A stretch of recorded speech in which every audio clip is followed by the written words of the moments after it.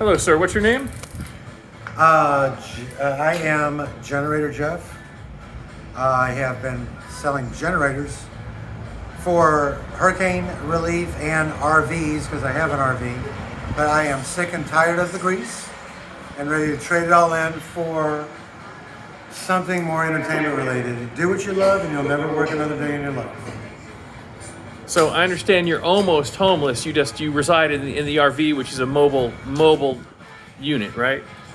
I stopped working and went on strike against my own small company, Generator Jeff, because I wasn't happy. And for the last year, I have brought in a total of $200 or $300. Yeah, we have $10,000 for commercial. Put it everything. We gotta start small and work our way, nibble our way to the top. So how long have you owned the RV? That's the second one like that I've owned. The first one was just like, I've had that one 12 years. That's a very nice vehicle. I bought it instead of a home. I was living in California and looking at homes that were $800,000 or $900,000. I was making $250,000 a year selling pre-owned lasers. And instead I switched Selling pre-owned what? cosmetic lasers Okay. to dermatologists and That sounds interesting. making $15,000 per sale, buying them for $35,000, selling them for $50,000. Something that would be $100,000 brand new for the doctor. Do you have any source of income at present? I am living on straight fumes. Walgreens. Yeah, I invest in Walgreens. Everybody invests. That's fantastic, darling. I hope we all have it. It's an occupational hazard of interviewing homeless people to take the little blurb. Yeah, so I have a latent upswelling of passion for music, and I'm toying around with it. I've already got the bus, the Rockstar bus. Okay. So with the shiny bauble, a lot of bands, like, you know, it's kind of like on their bucket list where they might dream of touring and stuff and having it's not within the economic. I'm going to go lay down. Okay. Bar bands make $100 a man per night, so they can't afford anything. So I could get pushed off and attract some talented musicians and make a little band entertainment thing with this status symbol thing, I guess you might call it. Would you mind showing us the outside of your RV? Sure, let's go. I'm ready to leave now anyway. Here is what I've made tonight in tips. And that homeless lady you just interviewed gave me $2 of, you know, there's a Bible parable of the widow that dropped in 2 coins of very little value into the well. And the point of the parable, which a parable is a story with a moral, so it never actually happened, it's just a story. Jesus said that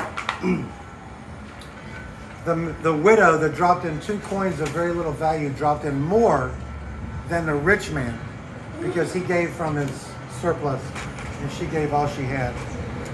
So she was having a great time with the music, and I was happy to make her day. So we're gonna look at the RV now. Sure, It looks like I think the audience is gonna be surprised. No, I said sure, let's go. I'm leaving. Thank you for the. There is a sheriff's vehicle out there. I tried to share, but I did not shoot the deputy.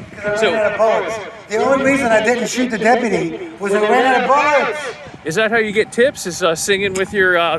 No, I don't do it for tips. I've made a total of $20 in a year because I don't put a hat or anything on. Wow! Look at this big RV, man. What year is this? 97. Wow.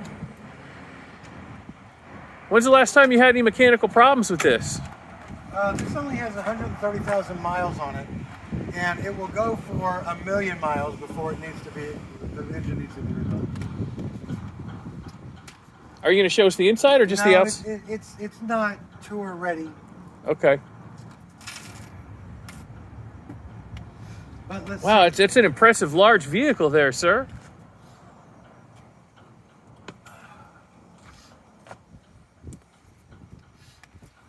Did the police ever stop you driving this thing?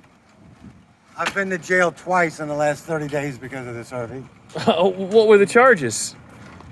Lodging in a motorhome when I was broken down.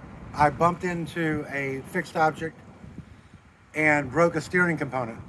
I was in a overflow parking lot at a shopping center that was not even being used. What county? Was it in Pinellas County? Yeah. And there was no warning, like, if you're here at 1 o'clock tomorrow, we're going to take you to jail. Right off to jail, like somebody was trying to make a quota. I am very passionate and would like to jump into the First Amendment auditing game where the police are held accountable for their reckless conduct and unfair stuff. Not all police. Did they impound your vehicle when they took you to No, jail? I've been lucky. I was lucky about that. I did not get impounded. They just let it sit where it was, but took you in? That is correct. I don't tow a car. I've never towed a car. I don't like what it does to my maneuverability. It's a Prevost, huh? Yeah. It's got a Detroit diesel and an Allison transmission. Let's see. Come on down here, I'll show you. All right, walking down a dark alleyway beside this RV with almost homeless guy here, folks. Taking a little bravery for the Almost shoot this homeless video. These are there's about 5 tool chests in there with tools. You have to know how to work on this thing yourself. You can't just pull into a shell station. This is the pass-through storage that a regular passenger bus would have these in every bay for luggage to go through. This is the only one. The other ones here are full of generators, water tanks. So this is some other sound system stuff to go along with my portable karaoke. And I have 4 professional JBL speakers I'm about to mount on the roof so I can pull into a gas station like this, crank it up loud enough to get a disturbing of the peace charge, and hopefully go to jail once a month, because that's the best way to show your fans that you're living on the edge. So your goal would be to get a charge of disturbing the peace? No, okay, sort of. I will say it like this. It's not really a goal. The goal is to play loud quality music. It happens to be that an occupational hazard of that is running into the police once in a while. So, because sometimes people are enjoying the music, I don't see a reason to put the microphone down. And I want to defy the police once in a while. As long as you've got the bail money in your pocket, or your friends are ready to drive your bus away, and you're prepared to go to jail, right? Then it's a lot less stressful than going unprepared, trying to make a phone call and get out of jail. If you've got a team supporting you to do that, then you can stand your ground. It's a law in Florida that applies to self-defense when you're tried. So do you generally plead guilty and pay the fine, or do you fight it at trial with these different charges that you get? I don't. What I'm theorizing about with getting arrested as it relates to certain things that are on the edge. I haven't actually done that yet. I've happened to have been arrested by happenstance and didn't have my camera rolling like you were, but the stuff is on body tape. What's happening is that municipalities and police across the country are issuing directives to their force now, warning them against getting baited in by First Amendment auditors that outgun them in a particular sliver of the law. The police know very little about the law. So they know their rights because they've studied and cross the T's and dot their I's and know very well. So when the police give way to their ego because someone has the temerity to exert their rights, okay, then the ego takes over and the police captain finds himself giving that old familiar speech from behind the podium about how they're checking their policies and figuring out what went wrong because a false arrest, an unjust arrest took place. This is costing municipalities in this country millions of dollars. $12 million for one lawsuit recently. Which municipality was that? Where was that? I don't know it off the top of my head. Oh no, that was a wrongful death awarded to the family in New York for some reason. Do you have any pending charges now? You mentioned you had the sleeping in an RV. I have the residing in a motorhome. There's a statute that prevents people from sleeping in their car, their vehicle, their RV. So in an RV lot, of course, it's okay.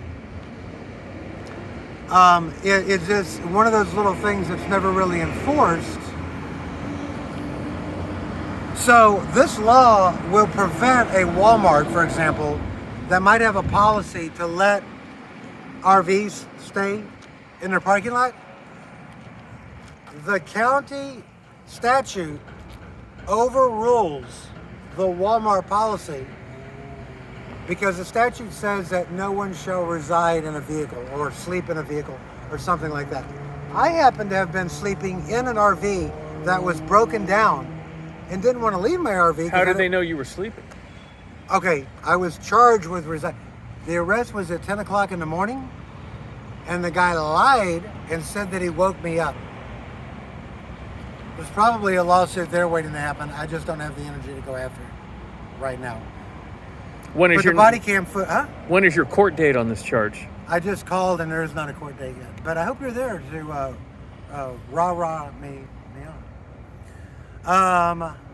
They might drop the charge, but that doesn't prevent a lawsuit from taking place because they disrupted your life. Was it the Pinellas County Sheriff's Department or what police department was it? Do you know? It was, it was the sheriff for the residing in the RV charge.